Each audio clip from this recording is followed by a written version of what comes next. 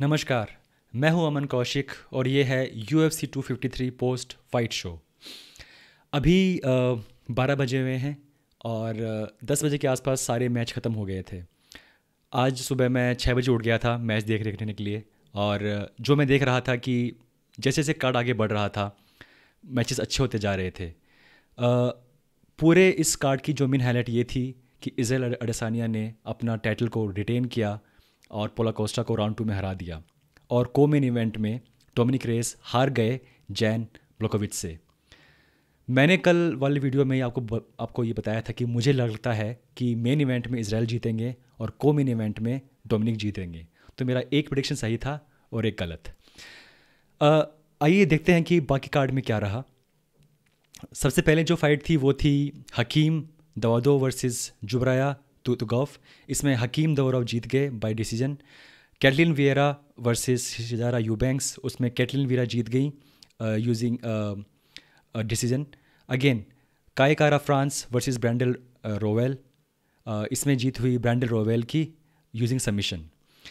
हम फोकस करेंगे आज टॉप के दो मैचेस की जो कि बेल्ट के लिए थे। डोमिनिक रेस वर्सेस जैन ब्लॉकोविच था, वो मैच था लाइट हैवीवेट टाइटल के लिए जो कि अभी वैकेंट था। तो इसमें उसके बाद हम बात करेंगे इज़राइल अडेसानिया वर्सेस पोला कोस्टा जो कि मैच था मिडिल वेट टाइटल के लिए। जो लास्ट की हमारी जो टॉप 2 फाइट्स थी इज़राइल वर्सेस पोला कोस्टा और डोमिनिक रेस वर्सेस जैन ब्लॉकोविच।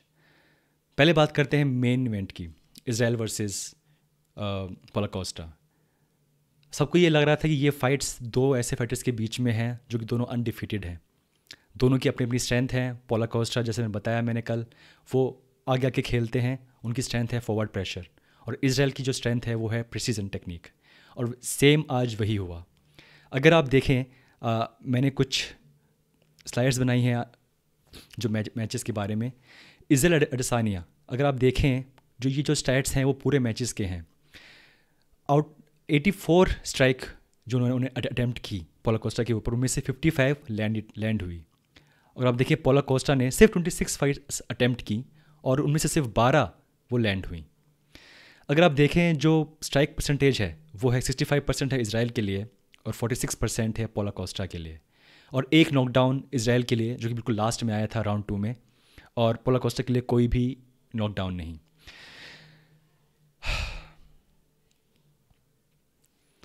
जो ये मेन इवेंट था उसमें एक बात मैंने नोटिस की जो कि खासकर पोस्ट फाइट कॉन्फ्रेंस ने बाकी लोगों ने भी नोटिस की, वो ये थी कि पोला कोस्टा अपना नेचुरल गेम खेल नहीं पाए। उनका गेम होता है फॉरवर्ड प्रेशर, अपनी स्ट्राइकिंग, अपने पंचेस को लगातार यूज़ करने का। लेकिन इस मैच में पता नहीं किसी कारण की वजह से उसको यूज़ कर ही नहीं पाए।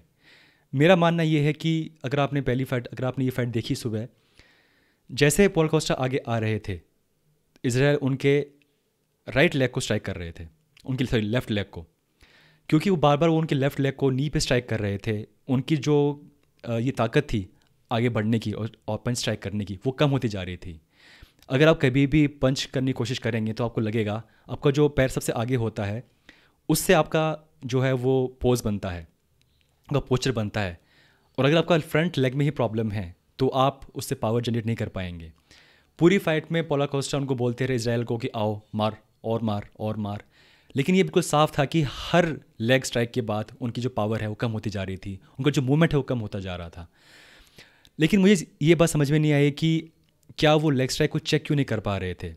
दोस्तों, लेग स्ट्राइक को चेक करना मतलब उसको अपने पैर को इस तरीके से मोड़ना कि जो अगले अपोनेंट है उसको ज़्यादा लगे। अगर आप अपने पैर को हल्का सा और मोड़ लेंगे आउटर की तरफ तो जो बंदा आपको स्ट्राइक कर रहा है पैर में उसको चोट और ज़्यादा लगेगी। हालांकि वैसे भी चोट लगती है, लेकिन अगर आपका पैर है वो इस पोजीशन में है तो आपको चोट ज़्यादा लगेगी।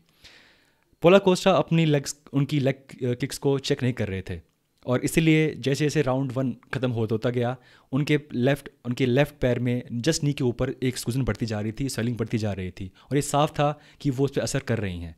लेकिन पोला कोस्टा ने अपना गेम प्लान चेंज नहीं किया। अगर आप देखें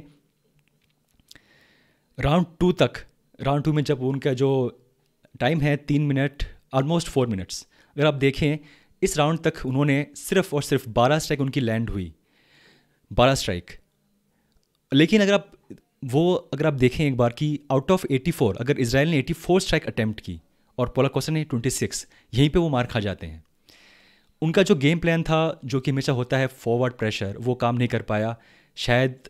यानी या मे बी वो सोच रहे थे कि ये 5 राउंड फाइट है तो मुझे अपनी एनर्जी को कंजर्व करना चाहिए, मुझे ज़्यादा अपनी एनर्जी लूज़ नहीं करनी चाहिए, शायद इसलिए वो वेट कर रहे थे आने वाले आगे राउंड्स में वो अपनी स्ट्राइक को यूज़ करेंगे। लेकिन राउंड 2 में ही गेम ख़त्म हो गया। मुझे थोड़ा सा बुरा लगा पोला कोस्टा के लिए, क्योंकि वो इस फाइट में उनकी तरफ बहुत ज़्यादा हाइप थी। वो काफ़ी टाइम बाद एक ऐसे बंदे हैं जो कि ब्राज़ील से आगे आए हैं। ब्राज़ील जहाँ जाता है अपने फाइटर्स के लिए, एंडरसन सिल्वा जो कि बहुत ही मतलब शायद ऑल टाइम ग्रेट फाइटर हैं। तो जो मीडिया है वो कह रहा था कि ये मे बी एक नेक्स्ट एंडरसन सिल्वा होंगे, ये इस देश को अपना नाम आगे ले जाएंगे। लेकिन मैं नहीं कहता कि अभी उनका केयर ख़त्म हो गया है, ये मतलब ऑब्वियसली थोड़ा सा डेंट लगा है उनके रेपुटेशन में। लेकिन इस मैच से काफ़ी कुछ वो सीखेंगे और होपफुली वो आगे इसको इम्प्रूव करेंगे। इज़राइल अडेसानिया, जैसे मैंने बताया कि उनकी जो ताकत थी वो है प्रिसीजन स्ट्राइकिंग, और उन्होंने फिर से वो प्रूव किया कि वो कितने काम, कितने कंपोज थे। पूरी फाइट में उन्होंने बिल्कुल भी अपने अपने कंपोजर को लूज़ नहीं किया। पोला कोस्टा उनको बार बार उनको टॉन्ट कर रहे थे कि आगे उनको आगे मारें, लेकिन इज़राइल बिल्कुल अपने अपने गेम प्लान के अकॉर्डिंग खेलते रहे और आखिर में राउंड 2 में उन्होंने उनको मैच को ख़त्म कर दिया। अब आगे क्या होगा, इज़राइल किस से लड़ेंगे, इसके बारे में हम बात करेंगे अपनी अगली वीडियो में, जिसमें मैं शायद लाइव करूँगा उसको और उसमें आपके मैं क्वेश्चंस भी लूँगा। अब बात करते हैं अपने को मेन इवेंट की। एक मिनट, ये है हमारा कोन में इवेंट। ये है डोमिनिक रेयस वर्सेस जैन ब्लॉकोविच। ये जो फाइट थी वो थी वेकेंट लाइट हेवीवेट टाइटल के लिए। और आप देखें इस पूरे मैच में ये फाइट भी राउंड 2 में एंड हो गई थी, और इसमें भी ये फाइट है वो ख़त्म हुई जब जैन ब्लॉकोविच ने एक किक लगाई और पंच किया डोमिनिक को। अगर आप देखें टोटल सिग्निफिकेंट स्ट्राइक अगर देखें आप, तो जैन ने 89 अटैम्प्ट की और डोमिनिक रेस ने 51 अटैम्प्ट की। उनमें से 21 उनकी बहुत ही सिग्निफिकेंट स्ट्राइक थी, यानी कि वो बिल्कुल लैंड की, कुछ असर हुआ। और जैन की 89 में से 41 स्ट्राइक लैंड हुई और जिन कुछ असर किया। अगर आप देखें इस पूरे मैच में मुझे ऐसा लगा नहीं कि डोमिनिक रेस अपने एलिमेंट में है। मुझे लगा कि शायद वो थोड़े से वो वेट कर रहे हैं। अगर आप देखें पहला जो राउंड था उसमें आधे राउंड तक कुछ खास मैच में हो नहीं रहा था, लेकिन जो जैन है वो थोड़ा सा आगे आ रहे थे, उनको लेग किक कर रहे थे, तो पंच कर रहे थे। मुझे ऐसा लगता है कि शायद डोमिनिक थोड़े से प्रेशर में थे, क्योंकि उनको लगा क्योंकि ये उनका टाइटल मैच है तो शायद वो थोड़े ज़्यादा प्रेशर में थे। जैन ब्लॉकोविच हालांकि उनका जो रिकॉर्ड है वो थोड़ा सा अच्छा नहीं है कंपेयर टू डोमिनिक, लेकिन फिर भी वो काफ़ी कंपोज थे। हालांकि अभी तक डोमिनिक बहुत ही यंग है, सिर्फ 30 साल के हैं वो अभी, तो हो सकता है कि वो थोड़े से ज़्यादा प्रेशर में हो। जैन ब्लॉकोविच 37 साल के हैं, तो वो थोड़े से मैच्योर वे में खेल रहे थे। हालांकि मुझे थोड़ा सा अफसोस हुआ डोमिनिक के लिए, क्योंकि लोगों को ऐसा लग रहा था कि वो इस मैच में जीत सकते हैं, क्योंकि जो लास्ट उनका मैच हुआ था जॉन जोन्स के अगेंस्ट, उसमें वो बहुत अच्छा खेले थे। और बहुत सारे लोगों के व्यू में, और जिसमें मैं भी आता हूँ, मुझे लगा कि वो मैच वो जीत चुके थे। लेकिन जजिस ने उसको देखा कि जॉन उसमें आगे चल रहे हैं। बहुत ही क्लोज मैच था, बट मुझे लगता है कि वो मैच डोमिनिक जीत गए थे। तो मुझे लगता है कि डोमिनिक थोड़े से प्रेशर में थे कि उन्हें ये मैच जीतना है, बिकॉज पिछले मैच में वो थोड़ी सी गलती कर गए थे और पॉइंट्स के बेसिस पे वो मैच वो हार गए थे। लेकिन अभी वो लाइक बहुत यंग है, तो हो सकता है कि वो फिर से इससे कुछ सीखें और आगे आगे बढ़ के आएँ।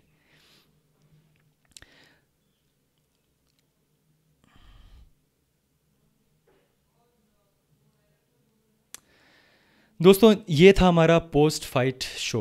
क्योंकि ये मेरा पहला शो है जिसको मैंने कवर किया है आपके लिए यूट्यूब पे, तो मैं चाहूँगी आप लोग मुझे इस बारे में थोड़ा सा बताएं आपको कैसा लगा। मैं अभी भी काफ़ी नया हूँ इस फील्ड में। मैं यूएफसी को बहुत साल से फॉलो करता आ रहा हूँ, मैं एमएमए को बहुत साल से फॉलो कर रहा हूँ। लेकिन आप लोगों को क्या पसंद है, आप लोगों को क्या चाहिए, मुझे बताइएगा। मैं ये कोशिश करूँगा अपनी तरफ से कि जो भी फाइट्स होती हैं यूएफसी में, मैं उनके बारे में एक प्रीव्यू शो दूँ, जिसमें मैं जो फाइट्स होने वाली हैं उसके बारे में बताऊं, कौन सी फाइट्स हैं, कौन से फाइटर्स हैं, क्या उसमें मेरा प्रिडिक्शन है। और उस फाइट के बाद में मैं आपको दूं पोस्ट फाइट शो, तो मैं बताऊं आपको इस फाइट में क्या हुआ, कौन हारा, कौन जीता, कौन कैसे हारा और क्यों हारा और कैसे जीता। मैं चाहता हूँ कि आप मुझे बताएं कि आपको क्या मुझसे एक्सपेक्टेशंस हैं, आप कैसा न्यूज़ चाहते हैं, आप कैसा कंटेंट चाहते हैं। मैं एक और शो करूँगा जिसमें मैं करूँगा शायद वेंसडे को, हर बुधवार को। उसमें क्या करूँ, उसमें मैं जो भी न्यूज़ चल रही हैं आजकल एमएमए वर्ल्ड में उसको आपके बारे में बताऊँगा। मैं चाहता हूँ कि वो शो मैं लाइव करूँ ताकि मैं आप लोगों से क्वेश्चंस भी ले सकूँ। दोस्तों, तो ये था हमारा UFC 253 पोस्ट फाइट शो। आप लोगों को कैसा लगा मुझे बताइएगा। नमस्कार।